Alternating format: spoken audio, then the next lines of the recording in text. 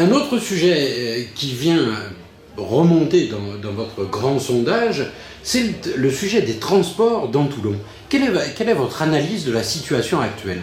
Le transport dans les quartiers périphériques de la ville est plutôt bien géré. On a le réseau Mistral qui est plutôt efficace. Il y a le système des taxibus le soir, des bus en ligne nocturne. Il y a un service. Mais il y a un problème de dimension. On est dans une aire métropolitaine qui rassemble à peu près 500 000 habitants et il n'y a pas de véritable grand transport urbain. On envisage maintenant, enfin, au bout de 20 ans d'atermoiement, de faire le train du quotidien, de faire un RER toulonnais. C'est une bonne idée et c'est une chose qui semble bien évoluer.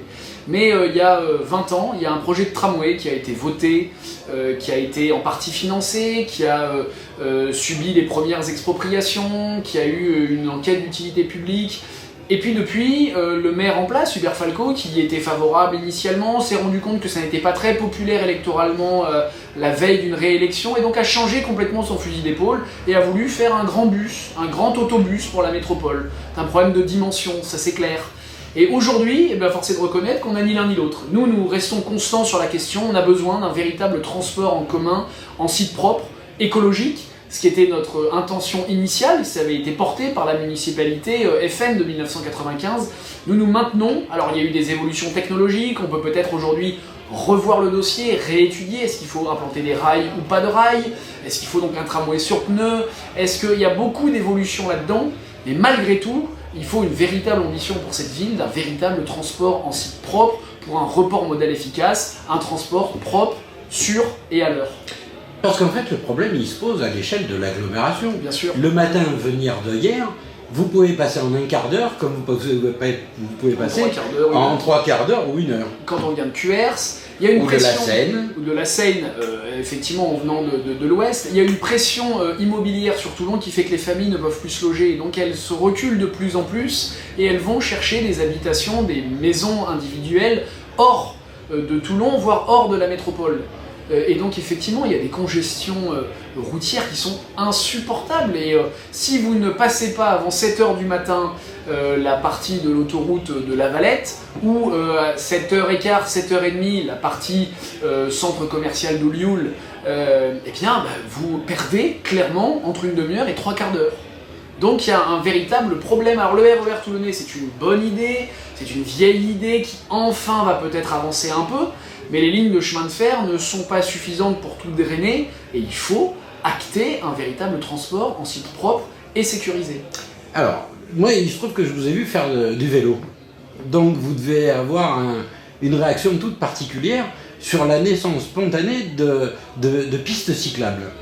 Là, il y a Floris. Ouais, il y a une politique régulière d'implantation de pistes cyclables, mais ces derniers mois, il y a des bandes cyclables peintes au sol, sur des routes ou sur des trottoirs. Et en fait, là, c'est clairement la précipitation préélectorale.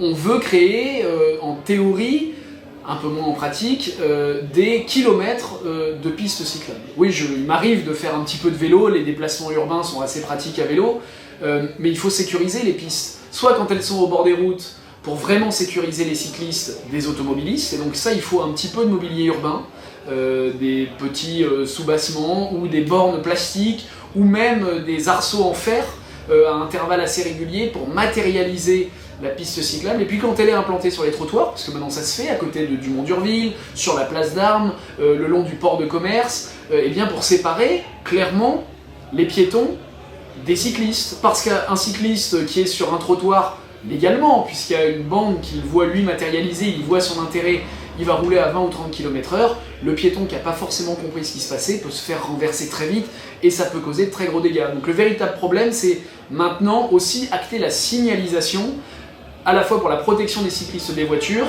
et des piétons, des vélos quand ça se passe sur les trottoirs. Une dernière question sur le sujet des transports. Récemment, la ville de Toulon, par son premier magistrat, vient d'annoncer qu'elle souhaitait supprimer la bande d'arrêt d'urgence de l'autoroute quand on va en direction de Nice. Quelle est votre position par rapport à ce sujet? Il y a une petite parcelle où effectivement, pour privilégier un parking privé, et je peux comprendre que les riverains qui ont leur parking au pied de leur immeuble souhaitent maintenir un parking, eh bien le maire, ne voulant pas bien de querelle avant les élections, change ce qui a pourtant été acté par la mairie de Toulon, dont il est le maire, par la métropole Toulon-Provence-Méditerranée, dont il est le président, dans le cadre de l'enquête publique. Elle est disponible sur le site de la préfecture. On regarde, je crois que ce sont les pages 40 ou 50, dans les conclusions, dans le tableau des conclusions, avec les avis de toutes les collectivités et de tous les partenaires, le SDIS, toutes les structures, la DREAL, enfin toutes les structures qui ont donné leur avis, il n'y avait aucun problème. Aujourd'hui, l'option qui est fournie par le maire, en fait, c'est reculer pour mieux sauter, ou plutôt, c'est jouer la montre.